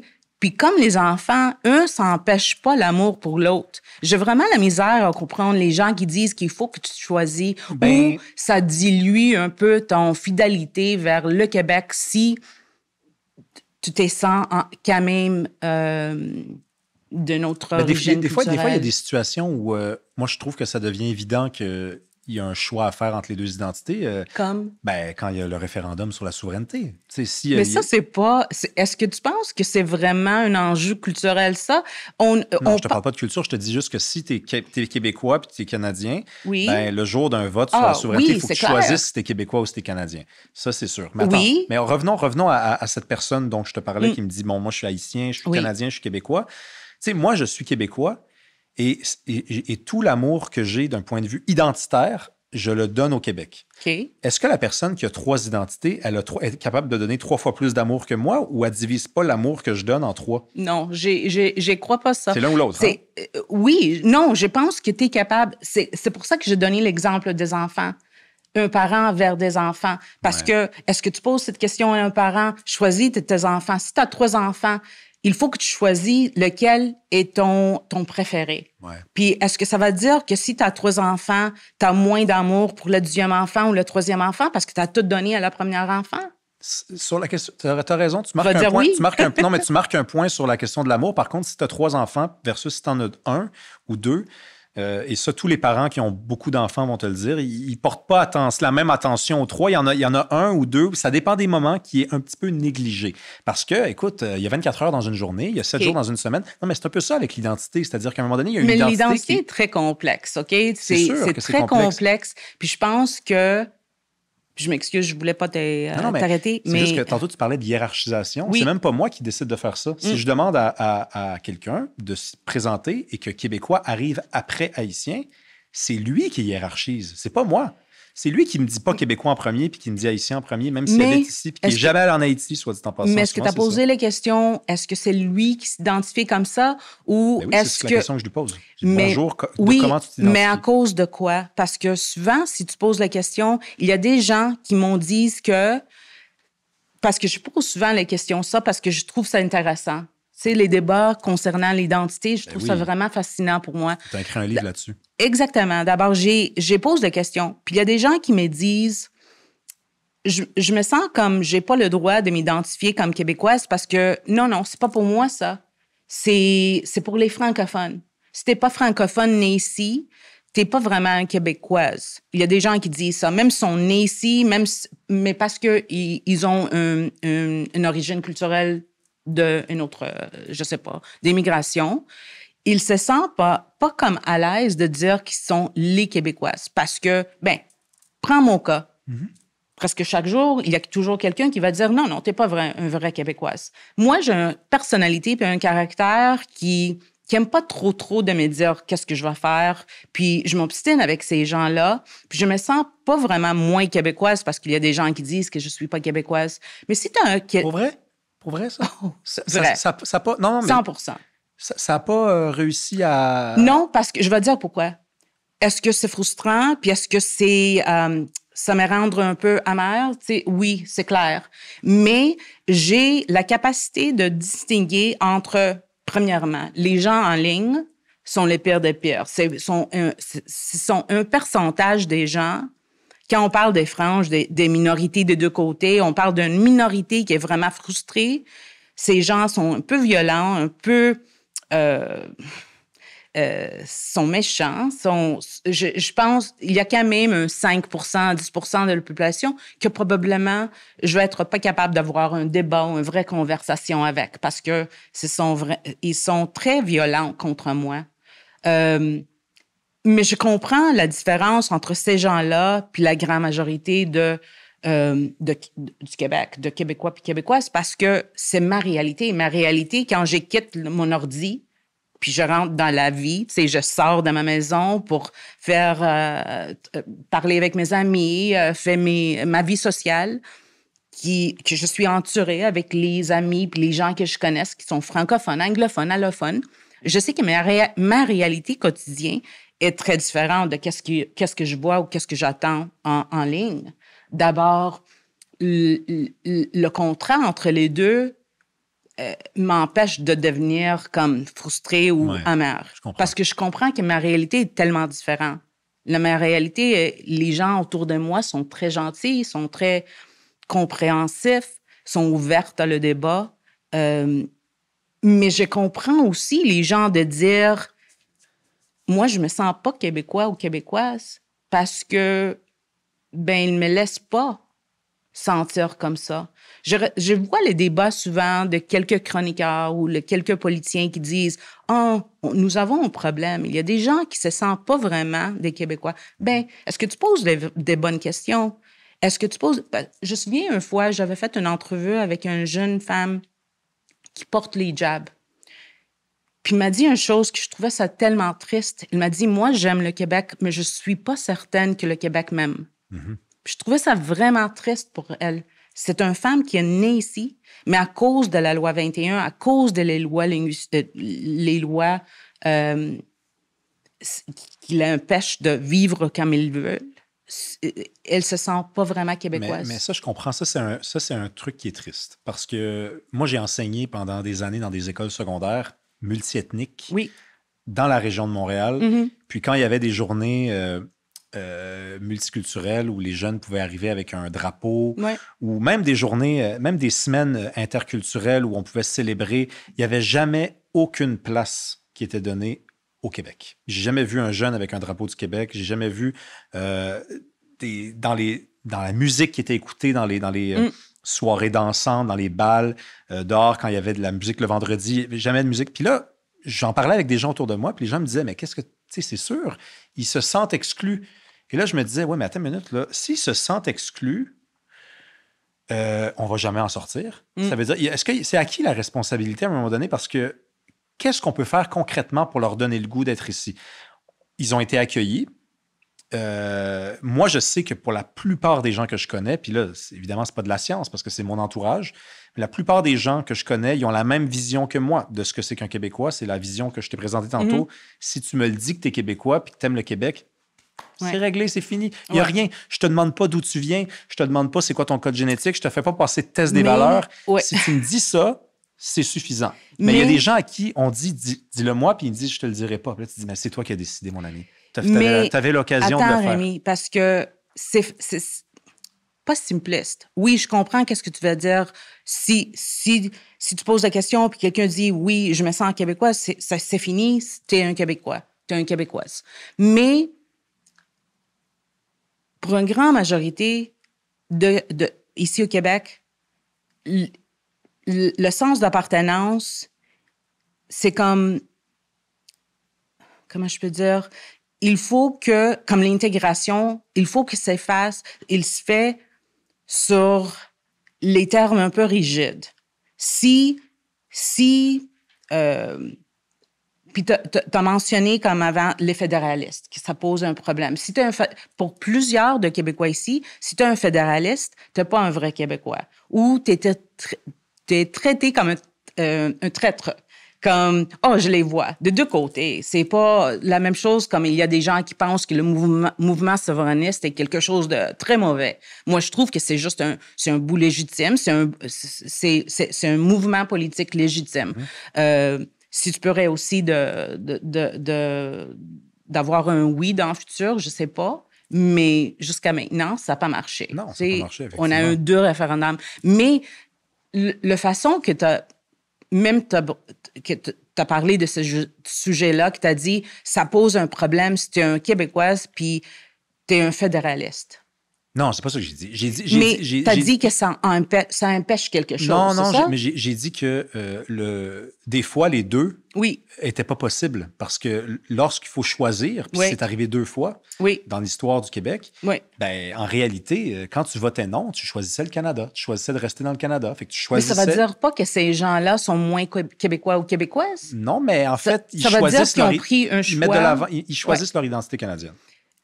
Ou ils choisissent d'autres choses. Il y a plein de facteurs. Les gens votent pour beaucoup de raisons. Quand c'est oui ou non, c'est oui ou non. Oui, mais c'est pas... Je parle pas d'une élection avec le Parti libéral, la CAQ, le PQ. Je comprends. Je parle d'un référendum sur la souveraineté. Si tu choisis le 30 octobre 1995 de faire du Québec un pays, c'est ton identité québécoise que tu exprimes avant tout, que tu mets de l'avant. Si tu choisis de rester dans le Canada, je viens de le dire, tu restes dans le Canada. Donc, tu choisis le Canada. Après, moi, j'ai plein de gens autour de moi qui sont fédéralistes, puis c'est des Québécois. Parce que la question ne se pose pas, mais la prochaine fois qu'elle va se poser, c'est ça qui va se passer. C'est qu'ils eux-mêmes, ils vont traverser un dilemme. Moi, mon dilemme, j'en aurai jamais. C'est réglé, moi. Mais eux, ils vont vivre un dilemme. Puis ils vont se poser cette question-là, ils vont regarder autour d'eux, ils vont dire, je comprends pas, j'aime le Québec, mais j'aime le Canada. Pourquoi je me sens comme ça, là? Ben parce qu'il faut que tu choisisses. C'est un luxe, en fait, en ce moment qu'on a de pouvoir coller 8 ou 9 identités. Tu trouves que c'est un luxe? Ben, c'est un luxe, c'est-à-dire qu'en ce moment, rien ne nous oblige à choisir vraiment. Non, mais rien ne nous oblige à choisir. Mais le jour où il va y avoir un référendum, toi, tu vas te reposer cette question-là. Tu vas devoir... c'est pas difficile pour moi non plus. Je sais bien. Je veux bien le savoir, mais c'est... Mais c'est juste moi qui est blâmé parce que j'ai une réponse vite aussi. C'est pas toi. Je trouve t'es blâmé... que... Attends, mais t'es blâmé par des gens... Attends, je dis pas que tu l'es pas, mais t'es blâmé par des gens qui sont pas d'accord avec toi. Mais moi, je veux dire, je vais être blâmé par des gens qui sont pas d'accord avec moi aussi. Là. Mais regarde, il y a beaucoup... Ici, il y a beaucoup de... Il y a quand même des gens qui... Regarde, l'argent que le vote ethnique, c'est quand même quelque chose qui c'est comme... C'est blessant. C'est comme quelqu'un te dise que toi, comme un Québécois, t'as pas le droit... Ton vote ou ta choix est pas légitime, autant légitime que la tienne, parce que j'ai d'autres identités. Je m'excuse, mais j'ai le droit d'avoir 1, 2, 3 identités. Ça m'a fait pas... C'est même pas un droit ou non, c'est un fait. C'est comme ça que j'ai grandi. Puis les gens ont les identités ou les préférences, les priorités, dépendamment de comment ils sont grandis, sont entourés par plein de choses, leurs expériences personnelles, leur loyauté vers d'autres choses ou leur perspective pour le futur de Québec. Je pense que chaque personne a le droit de prendre ses décisions, puis sont tous légitimes. On vivons quand même dans une démocratie. Oh non, je sais que non, mais je dis pas que... Puis en plus, moi, c'est sûr que c'est... En plus, moi, je serais le dernier à dire qu'elles sont pas légitimes, ces positions-là. Par contre, j'insiste sur le fait que... Et là, je veux bien que tu comprennes ce que je veux dire parce que ça pourrait sembler... Ça pose un problème dans le sens où il y a un conflit. Il y a un conflit quand il y a toutes ces identités-là qui ne convergent pas vers une identité qui est commune et qui est majoritaire. Lorsqu'il y a des gens qui se définissent de 8000 façons, puis là, en plus, on parle même pas de LGBT, puis là. On parle juste d'identité nationale. Ouais. Mais quand on est là-dedans, ça pose un problème parce qu'il y a un conflit. Pour moi, c'est ça que j'essaie de... Mais c'est clair qu'on est dans un conflit. Là. Oui, c'est clair. Mais c'est ça que j'essaie de m'exprimer. Pour moi, c'est pas un problème. Je trouve que c'est une réalité. On vit dans un monde pluriel, de plus en plus pluriel, plus en plus avec la diversité, même ici à Montréal. Tu sais, regarde, Montréal était toujours divers. C'est pas comme depuis hier qui est devenu comme ça. Pour moi, ça pose pas un problème. Je sais que c'est inquiétant. Il y a des gens qui trouvent ça inquiétant. Pas pour moi. Je trouve qu'il y a toujours une façon de trouver un juste milieu, de se comprendre, d'avoir le respect pour chaque personne puis chaque groupe. Puis je trouve ça intéressant qu'ils disent qu'il y a un choix à faire si tu es un Québécois, un Canadien, parce qu'il y a beaucoup de gens qui s'identifient comme francophones.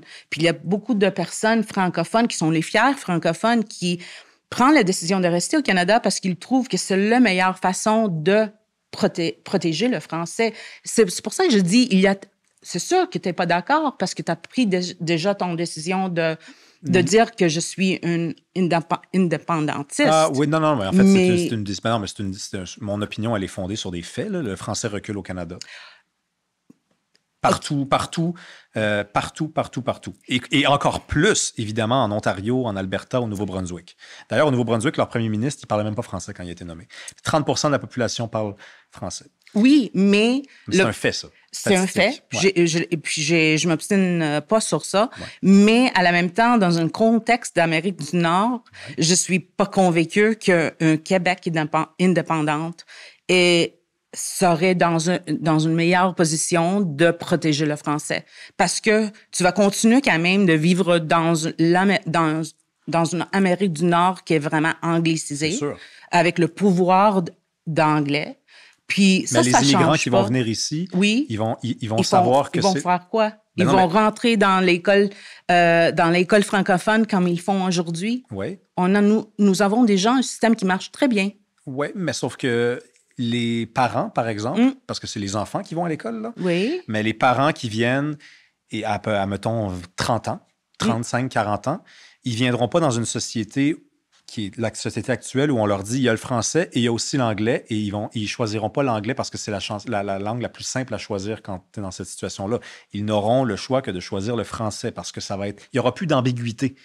Je vais dire quelque chose, Québec, c'est le français. La grande majorité des immigrants qui viennent ici font l'effort d'apprendre le français. Je dis pas le contraire. Pas vrai. Mais je dis qu'ils ne parlent pas français pour beaucoup, là. Une chose que je remarque ici, puis à cause de l'inquiétude culturelle puis linguistique, qui est une inquiétude que je trouve qui est toujours nourrie par les chroniqueurs puis par les politiciens, parce que c'est une nécessité je suis convaincue que cette inquiétude s'est mise souvent parce que c'est stratégique. Tu as besoin des gens d'être en quête pour quelque chose, pour probablement voter pour quelque chose. Mais tout là, il y a des chiffres. Là. 50% des allophones, c'est un chiffre de Statistique Canada. Fait que moi, j'ai pas de problème avec Statistique. Non, attends. 50% des immigrants allophones choisissent de s'intégrer à la communauté anglophone. OK?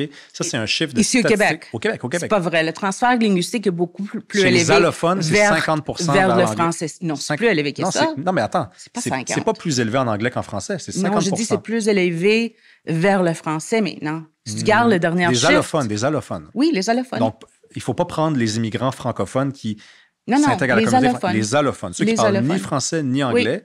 50 d'entre eux, selon les derniers chiffres que j'ai, s'en vont vers l'anglais.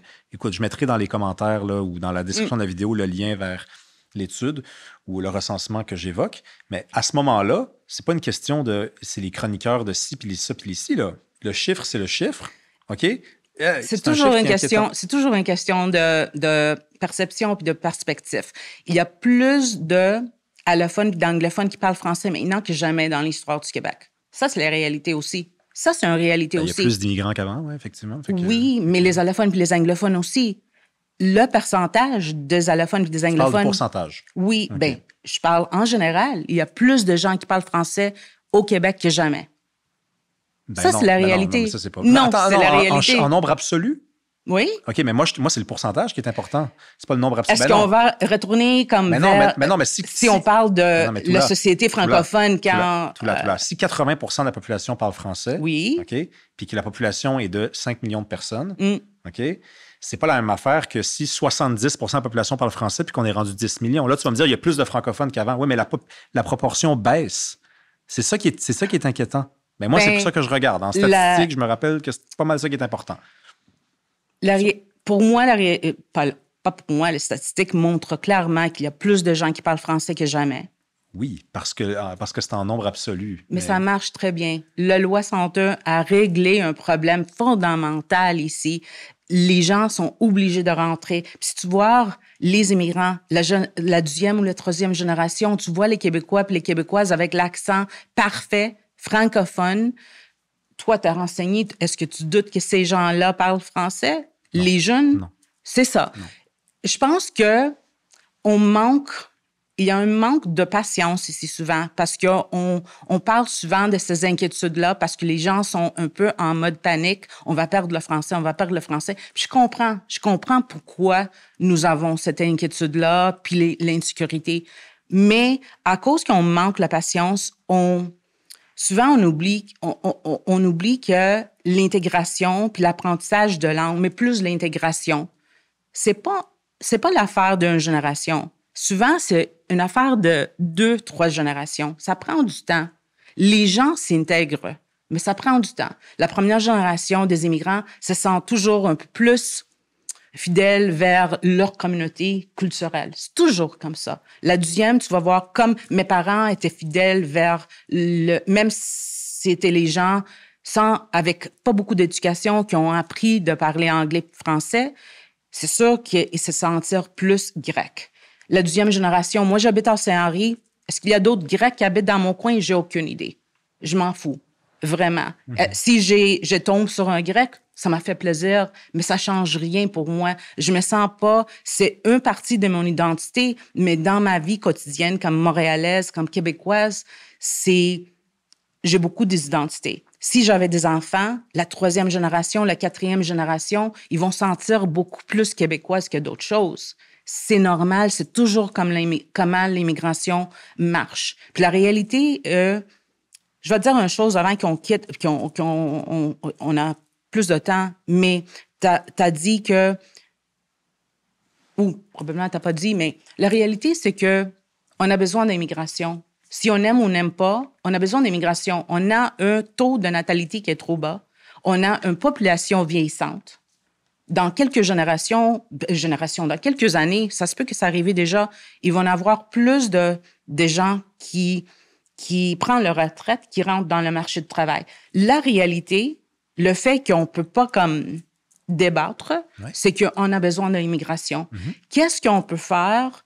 Comment on peut faire d'avoir les débats sains puis responsables sur l'immigration puis l'intégration qui ciblent pas les gens? Je trouve que présentement, à cause de cette insécurité, on manque vraiment souvent l'opportunité d'être un peu plus accueillant ou de laisser les gens le temps de devenir vraiment québécois ou de se sentir chez nous. C'est la nature humaine. Si tu dis à quelqu'un, tu peux pas parler anglais, toi.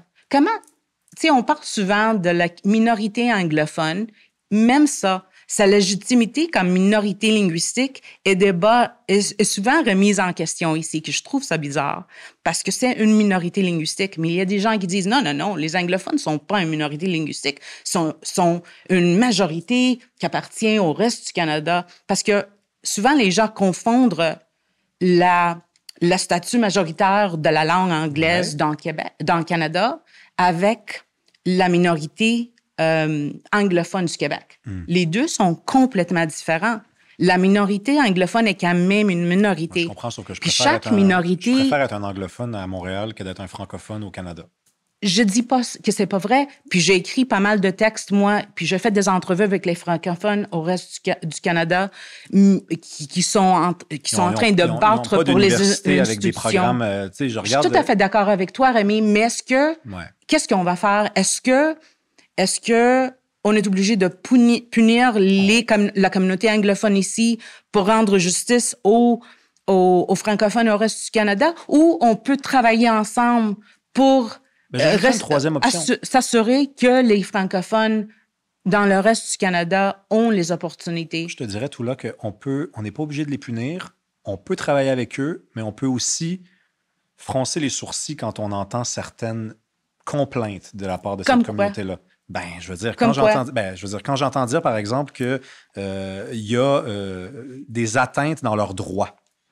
La santé, j'ai pas trop envie d'en parler parce que j'avais trouvé ça un petit peu mal fait, moi aussi, la loi 96. Mais par exemple, dans toute la question de l'accès à l'éducation supérieure, dans les cégeps, dans les universités, là, on nous dit, ça va être encore plus... Il va y avoir des cours de français maintenant à l'école.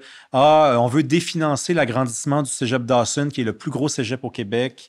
On est maltraité ici alors que le réseau hospitalier, le plus gros hôpital, c'est l'hôpital à côté de où j'ai grandi, le long de la 720. Le réseau d'éducation est merveilleusement bien financé. Il y a des journaux, il y a des stations de radio, il y a des stations de télé qui sont subventionnées par le gouvernement du Québec. Mais donc, oui, ils ont le droit d'avoir le financement. Mais je dis pas ça. Je dis que quand ils se plaignent, moi, je les prends pas au sérieux. C'est tout. Je pense que... C'est tout. C'est tout ce que je dis. C'est correct. Tu as le droit de les prendre pas sérieux. Mais moi, je trouve que c'est quand même une minorité linguistique qui s'inquiète pour les institutions. Puis regarde, je suis même pas... Sur la base de quoi? J'appartiens... De quoi? Il y a des écoles maintenant. Il y a des écoles... Non, si tu parles avec ces institutions puis les enseignants qui travaillent là, ces gens-là sont vraiment inquiets pour la future de leur... Mais ils ont peur. Mais les gens ont peur. Tantôt, tu me dis, t'arrêtes pas de dire que l'insécurité des Québécois... pour les raisons légitimes. Il y a des institutions maintenant qui sont en mode péril. Ils ne sont pas certains si on va... Mais pourquoi l'insécurité des anglophones, c'est légitime, puis l'insécurité des francophones, ça, c'est pas légitime? Mais j'ai jamais dit que c'est pas légitime. Depuis tantôt que... Si j'ai pensé qu'elle n'était pas légitime, j'étais pas en train de soutenir la loi 101, de dire que c'est tout à fait légitime. Moi, j'ai rien contre le... Moi, encore plus, j'ai écrit pas mal de chroniques contre le gouvernement du CAQ parce que je trouve que c'est un gouvernement plein d'hypocrisie. Il parle de la promotion puis la protection de Français, mais juste pour cibler les minorités, pas pour mettre l'argent où il faut. Si tu veux valoriser l'éducation francophone, mais mettre l'argent, je pense qu'il est mal financé. C'est pas en ciblant les universités anglophones que tu vas protéger le français. Je m'excuse, ce sont pas quelques étudiants qui rentrent de le reste du Canada qui fragilisent le français. Moi, je trouve ça ridicule. Une langue est plus forte que ça. Le Québec est plus fort que ça. Je trouve souvent, on parle de Québec comme c'est dans un état fragile qui est comme un hothouse flower qui vit dans un, dans un petit bocal. Là. Mais c'est ça. Mais tu sais, je veux dire, est-ce que nous n'avons pas plus de confiance? Moi, je suis d'accord avec toi là-dessus. J'aimerais mieux qu'on soit à défendre des positions de force qu'à toujours miser sur la mythologie de la vulnérabilité, de la défaite. Bon, cela dit, le statut du Québec, dans l'ensemble du monde, c'est quand même une petite nation dont la langue majoritaire, c'est pas une langue qui est parlée ni par ses voisins au sud, à l'ouest et encore plus au sud. Ça, je veux dire, on peut pas l'oublier. On peut pas faire semblant que ça n'existe pas comme paradigme. Mais on n'oublie pas. Je trouve que la réalité, quotidiennement,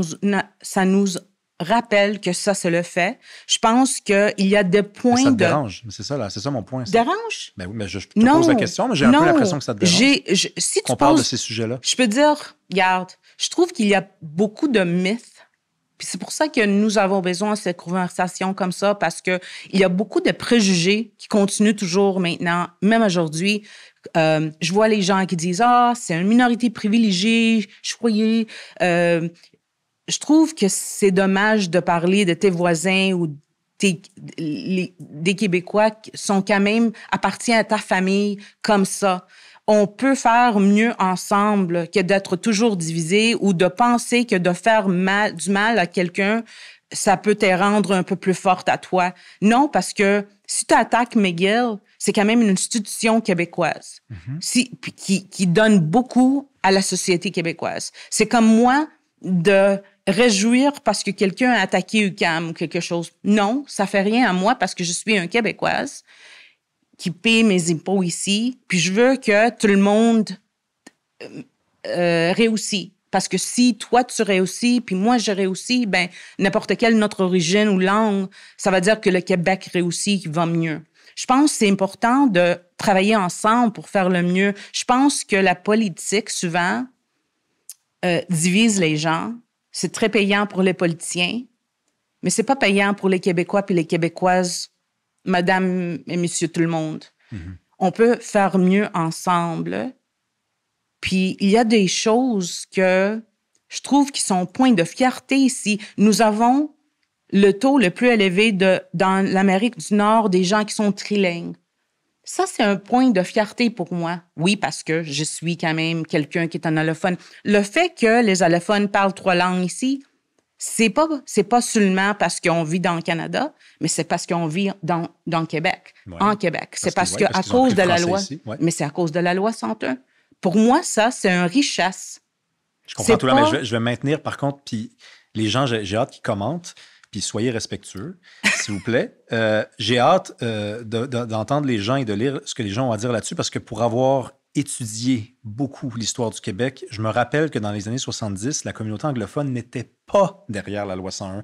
Et c'est pour ça que je reviens à la charge avec cette question-là. C'est tout à fait normal que les gens s'obstinent contre les lois qui veulent leur limiter. Mais c'est qu'aujourd'hui, puis enlever les droits. Aujourd'hui, ça a enlevé les droits des francophones aussi. Mais si tu as des enfants, tu n'as pas le droit d'envoyer tes enfants dans une école anglophone. Il y a des francophones qui n'aiment pas ça. Je comprends, sauf que quand tu me dis que la loi 101, tu la défends puis que tu comprends que c'est légitime de défendre le français parce que tu soutiens la loi 101, je suis obligé de me rappeler qu'à l'époque, tu n'aurais probablement pas défendu la loi 101.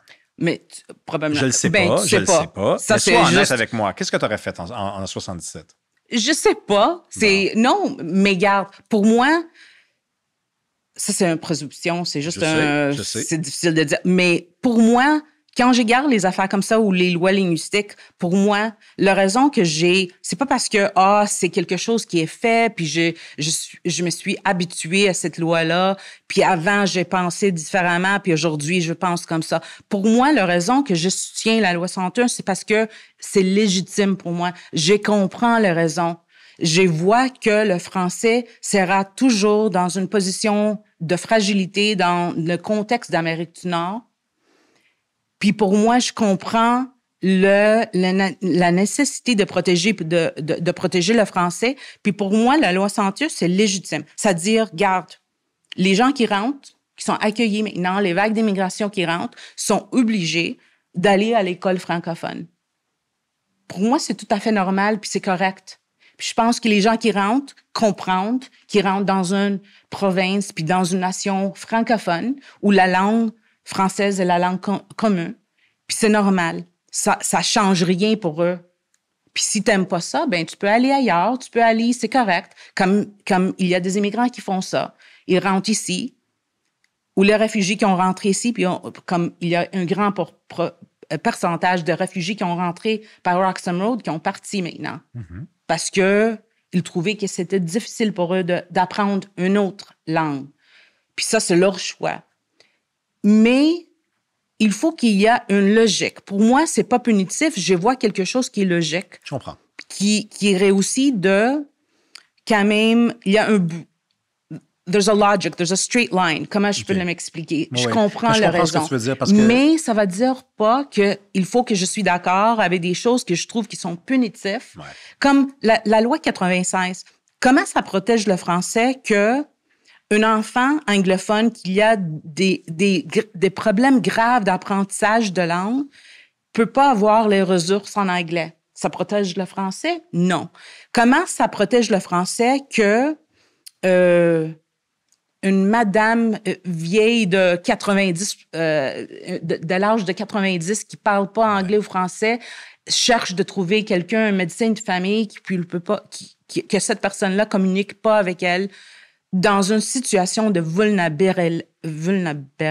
Mon Dieu, c'est difficile à dire. Il y a des choses qui sont dures. Même moi, des fois, je m'en fâche. Mais il y a des choses dans la loi 96, par contre, parce que c'est un peu... Puis je comprends, là. Moi, je te le dis. Je vais te donner un autre exemple. Comment ça protège le français quand quelqu'un, un anglophone, cherche d'avoir un certificat de décès en anglais, puis il peut pas l'avoir. Je m'excuse, mais ça, pour moi, c'est pas la protection de français. Mais est-ce que tu es d'accord avec moi pour dire que il y a des affaires dans cette loi-là qui sont tellement ridicules que parmi les gens qui sont contre la loi, t'en fais partie, c'est devenu un peu à la mode que de se concentrer sur ces affaires-là qui étaient ridicules et qui, en passant, je le reconnais, font une vraie différence dans la vie des gens puis peuvent pourrir la vie de certaines personnes. Mais, tu sais, on parle de la loi 96 depuis presque 1h20 minutes. Ouais. Puis tu ne m'as pas parlé de ce que ça apporte comme modification sur l'affichage. Ça ressemble beaucoup à ce que la loi 101 avait demandé. Moi, j'ai écrit les chroniques là-dessus sur l'affichage. Moi, je trouve ça vraiment frustrant et fatigant, ce discours-là. Si demain, tu me disais, mettre toutes les affiches en français, je m'en fous. OK. C'est vraiment pas un discours puis un débat pour moi. Bon, pour toi, oui, c'est sûr qu'il y a des gens qui n'aiment pas ça. Bon, oui, c'est sûr qu'il y a des gens qui n'aiment pas ça. Tu pourrais le dire, ça aussi. Mais je pense que la grande majorité... Regarde, la vérité, c'est que la grande majorité des anglophones et des allophones qui vivent au Québec, en plus des immigrants, les immigrants sont déjà partis de quelque part pour venir ici. Ça veut dire que de faire une autre étape pour aller à un autre pays ou une autre province, ça se faisait facilement parce que eux ont fait déjà le choix de quitter leur pays. Ça veut dire que si tu restes, ça veut dire que tu aimes quelque chose d'ici. Que tu as pris le choix de vivre ici dans une nation québécoise, dans une nation francophone, dans un endroit où les gens parlent français presque chaque jour, qui t'est exposé au français.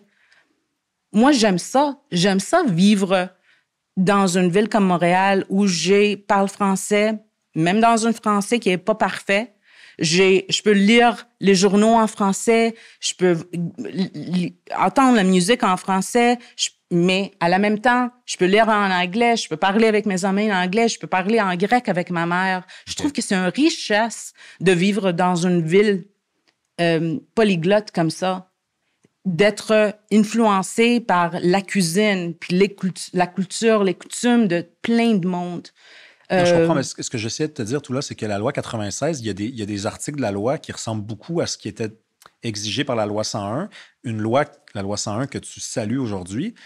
Salut, pas sali, salut. Oui, je comprends. La loi 96, tu sais, c'est comme à la mode de dire, bon, ben regarde, c'est tellement niaiseux, les affaires de certificats, c'est tellement... Mais qu'est-ce que tu dis, par exemple, de l'article de la loi qui fait plafonner le nombre d'étudiants allophones et francophones dans les cégeps en anglais? J'ai un peu la misère avec ça aussi. Vois, mais c'est ça non, j'ai la misère parce que je vais te dire pourquoi. Ouais. J'ai vraiment un problème avec les gouvernements qui rentrent dans les institutions académiques qui disent comment ils vont... Oui, mais la loi 101, comme je te dis, je comprends pourquoi ils ont ils ont pris cette décision-là. Je trouve que à un moment donné, il faut qu'on commence de vivre ensemble puis de pas être toujours comme... On est rendu dans une situation où on parle souvent des anecdotes. Oh, je suis rendu au centre-ville, quelqu'un m'a parlé seulement en anglais, j'entends beaucoup d'anglais. Oui, c'est tout à fait normal. Tu vis dans une ville Montréal était toujours une ville bilingue, cosmopolite, polyglotte. Tu vas entendre d'autres langues. Mm-hmm. C'est normal. Non, mais il y a une grande différence entre oui, OK. Parce que sinon, parce que je comprends plus où tu t'en vas. Mais sur la question du cégep, tu me dis que tu as un problème quand un gouvernement se mêle de la vie académique, mais la loi 101, c'était de dire les enfants de l'immigration vont étudier en français à l'école secondaire et primaire. Puis là, ensuite, on n'avait pas anticipé l'importance des cégeps. On arrête où? Parce que je trouve que je sais pas, mais moi, tu me dis que c'était correct pour le secondaire et le primaire. Oui, parce que ce sont les jeunes. Okay. Comme maintenant, j'ai l'impression que les francophones ou un grand parti de francophones ne comprend pas que les anglophones prennent les cours en français, qu'il y a souvent, même dans les écoles anglophones, sont moitié en français, moitié en anglais. Ils font les cours en français. J'ai comme l'impression qu'ils pensent que les gens, les anglophones ou les allophones qui vont dans les écoles anglophones étudient seulement en anglais. French Immersion, sont 50%. Si tu vas dans les EMSB, l'école Montreal School Board, les enfants font les cours en français. Presque le même niveau, le même pourcentage qui font les cours en anglais. Je trouve que dès que on... Je savais pas ça, là, en passant. Là, mais c'est ça que je trouve. C'est pour ça que je te dis, je trouve qu'il y a une grande majorité de francophones qui sous-estiment la capacité des anglophones de parler français ou d'être vraiment impliqués dans le monde francophone. Tu sais, on voit souvent, j'ai ri quand je regarde comme... c'est le Journal de Montréal qui a sorti ce sondage. C'est qui connaît Marie-Mé? Tu te souviens? Une fois qui a jasé. Je sais pas. Mais il y avait comme un débat. C'est qui connaît Marie-Mé? C'était pas un vrai Québécois si tu connais Marie-Mé. OK. Il y a plusieurs gens, même des francophones, je présume, qui connaissent pas Marie-Mé. Mais c'est pas... Je trouve que de s'attaquer toujours, puis de dire, est-ce que tu es un vrai Québécois? Est-ce que tu fais ça, comme je veux? Est-ce que tu es... Souvent, je vois cette demande-là. Si tu parles pas 100% français dans ta vie, si tu fais l'erreur de parler anglais avec tes amis, ou si tu parles grec avec ta mère, il y a toujours quelqu'un frustré, quelque part, qui va dire « t'es pas un vrai Québécois ». Oui, je comprends. Toi, mais tantôt, tu me dis que tu faisais la différence entre ce discours-là puis le discours de la majorité. Puis tu m'as même dit que ça te dérangeait pas, finalement, que ça te attends, ne me dérange pas d'un côté, comme je suis capable de faire la distinction, mais à la même temps, tu peux comprendre que ça crée la frustration. Absolument, sauf que... Pas juste pour moi, pour la communauté. Si on veut avoir une discussion sérieuse, il faut qu'on ait autour de la table des idées puis qui reposent sur ce que pensent les majorités de chacun des deux côtés. Tu sais, par exemple, moi, je pense qu'il y a des préjugés de deux côtés. Ah oui, des deux côtés. Puis regarde, par exemple, parlons, pour terminer, là, des anglophones. Tu vois, ça, c'est intéressant parce que là, depuis tantôt, on réalise qu'il y a toutes sortes d'anglophones. Il y a des anglophones qui sont issus de la minorité historique anglophone, des premières vagues d'immigration à partir de la conquête. Il y a des gens qui se sont assimilés aux communautés anglophones, qui sont issus de l'immigration. Moi, quand je regarde les résultats à un référendum sur la souveraineté, un résultat aux élections dans NDG, où j'ai grandi toute ma vie, j'ai l'impression... Et que là, je rencontre après, mettons, Tula Drimonis, qui me dit « Non, mais les anglophones, tu pourrais poser la question à 20 personnes, tu aurais 20 réponses différentes. » On dirait que j'y crois pas, parce que vous votez 95% pour le non. Vous votez quasiment toutes libérales aux élections provinciales. Tu trouves que... Provinciales. Oui, puis non, pas nécessairement, mais... De l'ordre de 90%, presque. C'est soviétique comme vote, là. On pourrait penser qu'on est dans une dictature, là. Des 90% d'une communauté qui pense de la même façon, c'est quasiment louche. Mais pourtant, c'est juste que vous êtes tous d'accord sur ces questions-là. Est-ce qu'il y a tant que ça de diversité à l'intérieur de la communauté sur le plan idéologique? Sûrement. Mais ça se manifeste comment, cette diversité-là? Il n'y a pas une communauté qui est homogène. Toutes les communautés culturelles, linguistiques sont tous différents. Il y a des... Comme dans la communauté francophone, il y a des gens qui sont très rigides, des gens qui sont dans l'extrême, qui veulent rien savoir des lois linguistiques. C'est une minorité, mais ça existe encore. Il y a des gens qui sont plus francophones qu'anglophones maintenant, qui sont rendus vraiment, qui vivent complètement en français, sont mariés avec les francophones, élèvent les enfants en français. Il y a des anglophones qui votent juste pour le un Parti nom québécois. en anglais, puis c'est tout. Il y a des anglophones qui votent pour le Parti québécois. Beaucoup, là, mettons? Je connais pas mal de... Regarde, c'est sûr que probablement ça t'a fait pas plaisir, mais il y a beaucoup d'anglophones qui votent pour Québec solidaire. Correct, beaucoup. Dans Saint-Henri, notamment? Oui, certainement. Je trouve qu'il y a un côté, comme dans chaque communauté, il y a des progressistes, des conservateurs, des gens qui sont plus à gauche, à droite. C'est une communauté comme les autres. Ma question, c'est est-ce que la diversité, elle est autant présente que du côté des francophones? Ouais. Sur le plan des élections? Les plus jeunes, oui. Je trouve que les plus âgés, je pense qu'il y a quand même un consensus de pensée qui est plus rigide. Les gens que, excusez-moi, sont encore probablement...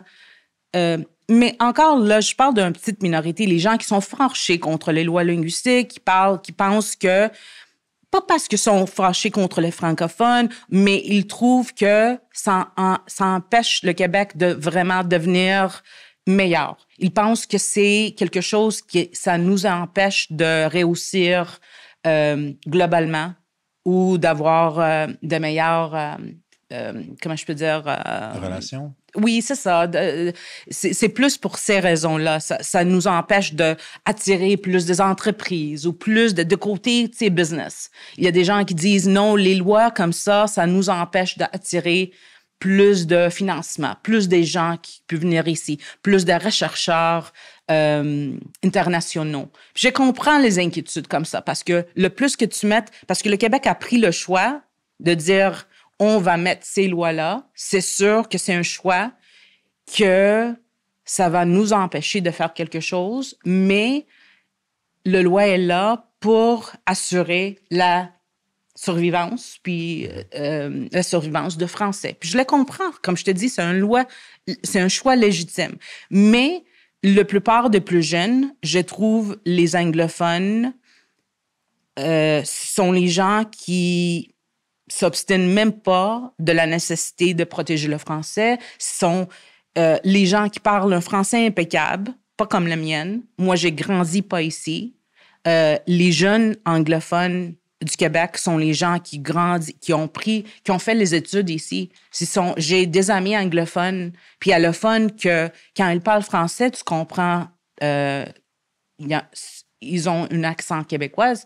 Ils font pas la faute. Ce sont les gens... Si tu gardes en concours, comme les concours dictés chaque année, garde les noms. TGL, oui, c'est ça. Mais garde les noms. C'est qui va s'assurer de la survivance de français? Il y a plein de noms d'immigrants qui sont là, des gens issus de l'immigration. Je pense que c'est important. Si on parle toujours de défis ou de notre inquiétude ou de les échecs dans l'immigration, dans la langue, sans parler de notre réussite ou de bénéfices de l'immigration, je pense qu'on ne rendra jamais justice à ces sujets-là. Puis ça devient un discours dangereux pour la cohésion sociale. J'ai une avant-dernière question pour toi. Ouais. Après, genre, une dernière question. Mais l'avant-dernière, c'est pour 2026, qu'est-ce qui te fait le plus peur? CAQ ou PQ?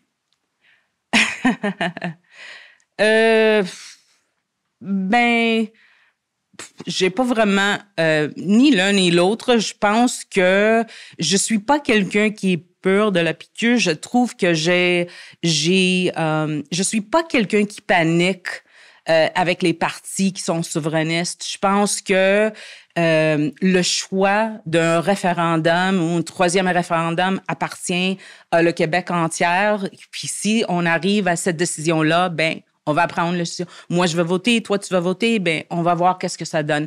Je trouve que le CAQ, ça fait déjà 7 ans qu'il est là en pouvoir. Je pense que ça va être... Je pense pas qu'ils vont réussir d'avoir un autre mandat. Il y a deux choses de le parti, de Parti québécois maintenant, de PQ, qui me dérangent un peu de le discours. Je suis pas très à l'aise avec quelques commentaires, puis le discours, mais ça me rend... Mais je suis pas paniquée ou me dérange que... Regarde, il y a pas trop d'options non plus. Je suis... au contraire de Paul, de M. Saint-Pierre Plamondon, où je suis vraiment un orphelin politique. Oui, comme lui, il était. C'est ça. Disait-il. Mais moi, je suis vraiment un orphelin politique. Je m'obstine avec tous les partis. C'est sûr qu'il y a quelques partis que j'ai vraiment plus de misère avec, mais je me sens pas fidèle à un parti particulièrement. Ma vote a changé pendant les élections. Chaque mandat est différent pour moi. Souvent, je vote pour les personnes impliquées dans mon quartier. Je pense que nous avons des grands problèmes à régler ici au Québec. Puis n'importe quel parti va réussir de se rendre au pouvoir la prochaine fois. Ils vont avoir vraiment beaucoup de travail à faire. Je pense que si on parle de Québec comme société, puis dans le futur, si tu poses des questions aux francophones, anglophones, allophones, je pense que la grande majorité de tout le monde, de tous les Québécois et Québécoises, vont dire que les priorités sont les soins de santé, un monde qui est plus équitable, plus juste, l'accessibilité, les soins qui sont plus accessibles, le logement abordable, l'environnement, comment on peut protéger tout ça. Je pense comment on peut réussir d'avoir un Québec qui est plus more successful, qui est plus... qui est plus dans les projets de société et moins dans le questionnement identitaire. Mais c'est ça, je trouve, c'est drôle parce que pour moi, à cause que je suis pas un nationaliste, puis je dis ça, pas nationaliste, grec, québécois, whatever, je trouve qu'on perd vraiment beaucoup de temps ici de s'obstiner avec les enjeux culturels, identitaires, linguistiques. Puis je dis pas qu'ils sont pas importants. Puis je comprends, pour une minorité, ça sera toujours important. Mais on perd beaucoup d'énergie, beaucoup de temps de s'obstiner sur ces sujets-là. Puis je pense qu'on peut mettre plus d'efforts, de travailler ensemble sur d'autres enjeux qui sont autant importants, je pense.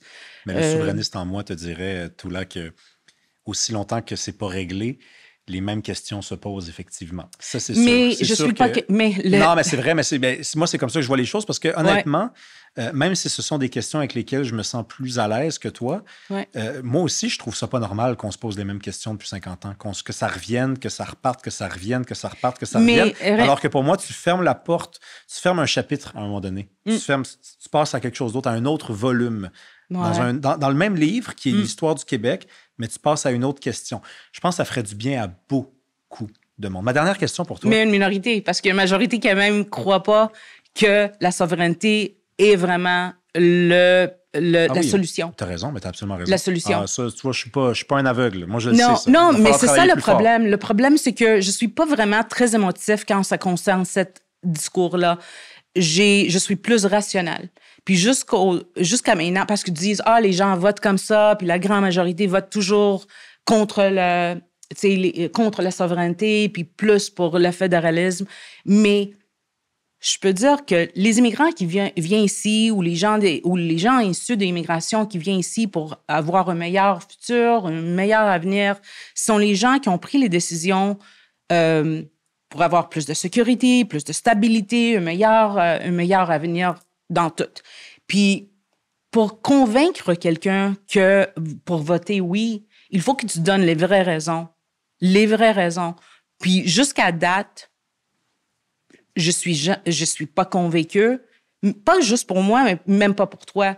Mm-hmm. Je pense pas qu'il y a rien jusqu'à maintenant qui me convaincre qu'un Québec souveraine, indépendante, peut protéger la langue française d'une façon plus efficace qu'on fait maintenant. Tu tu vas continuer, si tu deviens un pays demain, tu vas être entouré toujours de l'anglais partout. Tu vas être une petite nation dans une Amérique du Nord qui est vraiment anglo-centrique. Ça change pas. Puis tu vas en avoir moins de pouvoir, pas plus. Tu vas être obligé toujours de rentrer l'immigration parce que la population... Ben, tu vas avoir plus de pouvoir, là. C'est quoi? Oui,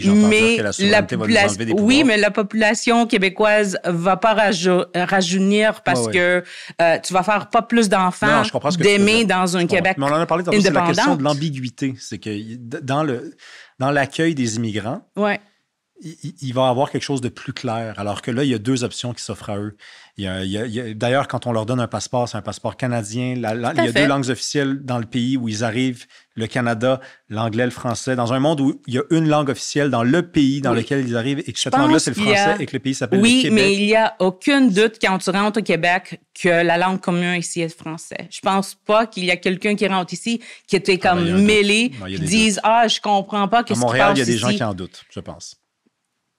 Il faut que... C'est ça que je te dis quand je parle de la manque de confiance puis de la patience. Oui, OK, il y a quelques gens qui rentrent ici qui sont un peu mêlés, la première génération. Pendant quoi? 1 mois, 2 mois, 3 mois? Tu peux pas vivre ici sans parler français. C'est pas possible. À Montréal? C'est pas... Regarde, il y a un petit pourcentage de personnes qui parlent, qui vivent ici sans parler. Premièrement, si tu regardes les statistiques, 94%... Est-ce que c'est possible, oui ou non, de vivre à Montréal sans parler français? Ça dépend de qu'est-ce que tu parles, vivre. Oui. Mais non, mais la réponse, c'est oui. Michael Rousseau, il l'a dit. Il s'en est vanté. vanté. Mon Dieu, laisse-moi tranquille avec Michael Rousseau. Il l'a dit quand même. Tu parles de... Et moi qui voulais arrêter l'épisode dans quelques instants. Mais Michael Rousseau, c'est pas indicatif ou représentatif de la communauté anglophone ou allophone. C'est pas la question. He's the 1%. La question, c'est est-ce que c'est possible, je trouve ça oui dommage ou non, qu'on prend quelqu'un qui est riche, tellement privilégié, puis on pense que cette gars-là est représentatif d'un immigré qui rentre ici, qui fait tout l'effort d'apprendre la langue. Mais là, on change de sujet. La question, c'était... Je change pas le sujet. Non, parce que tu disais, il n'y a pas de doute dans l'esprit d'un immigrant qui arrive ici que la langue commune est le français. Moi, je t'ai répondu, oui, il y a un doute, parce qu'ici, on peut vivre en anglais à Montréal. Tu m'as dit non. Tu vas en avoir une vie tellement limitée. Est-ce que c'est possible? Il y a un petit pourcentage, probablement. Quoi? C'est quoi? 2 3 mais c'est 4 pas, non, mais la question, c'est pas combien de gens font ça. C'est est-ce que c'est possible, oui ou non? Mais c'est ça que j'essaie de te dire. La grande majorité des immigrants qui rentrent ici n'ont pas l'intention de ne pas apprendre le français. Je rencontre presque chaque jour les gens qui attendent après les cours de francisation qui n'existent pas. On a un gouvernement qui dit, après 6 mois, toi, il faut que tu parles puis tu communiques en français, seulement. Mais ces gens-là attendent plus qu'1 an pour avoir recours à les cours de francisation. Est-ce que toi, tu penses que ça, c'est normal? T'as un endroit où tu dises, le français est vraiment important. On a un gouvernement qui dit, le français, il faut que nous on protège le français puis on protège le français. T'as raison là-dessus. OK, mais qu'est-ce que tu fais là-dessus? Est-ce que pas toi, parle... Non, pas toi, je dis en général. Je parle à M. Legault. Tu dis que tu protèges le français, mais protéger le français, c'est pas attaquer les anglophones ou les allophones. C'est vraiment protéger le français, mettre l'argent où il faut. Créer le cours de francisation où les gens attendent après ces cours-là. Je suis en contact avec les gens, les réfugiés, les gens les plus vulnérables, les mères monoparentales qui sont pas capables d'aller travailler parce qu'ils attendent après les cours. Puis ces gens-là sont tellement motivés à apprendre. Ils font le bénévolat pour apprendre la langue. Dis-moi pas que ces gens-là sont pas motivés d'apprendre la langue. C'est pas ce que j'ai dit. Non, mais ça. Encore là, je ne dis pas, je t'attaque pas toi, c'est en général. Je sais, de toute façon, je prends rien, je prends aucun de tes arguments comme une attaque. J'ai beaucoup aimé discuter avec toi. Moi aussi.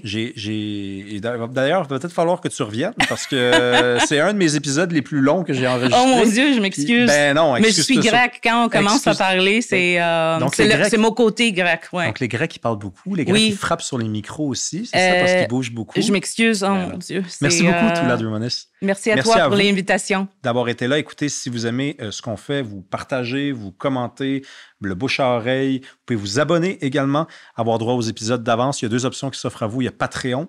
Le lien est dans la description. Donc, c'est pour une somme modique mensuelle. Vous allez accéder aux épisodes au son, en fait, à la version audio des épisodes 3 semaines d'avance, ainsi qu'à du contenu exclusif pendant 3 mois. Sinon, vous pouvez vous abonner sur YouTube également.